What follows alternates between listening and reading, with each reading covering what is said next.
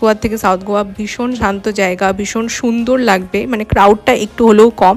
তারপরে এখানে আমরা কিছুক্ষণ টাইম স্পেন্ড করে আমরা এখান থেকে বেরিয়ে পড়লাম। এটা 360 ডিগ্রি ভিউটা দেখো, এটা কিন্তু ভীষণ সুন্দর। এটা কিন্তু সাউথ গোয়া গেলে পরে একবার ভিজিট করতে পারো। তারপর দেখাচ্ছিলো তুহিনের কেরামতি, ও স্কুটি নিয়ে আমাকে পিক আপ করতে এলো। তারপরেই আমরা ওখান থেকে বেরিয়ে পড়লাম এবং মাঝখানে আমরা এই রাস্তাটা পেলাম, ভীষণ সুন্দর লাগছিলো। তো আমি এখানে নেমে কিছুক্ষণ ভিডিও বানালাম।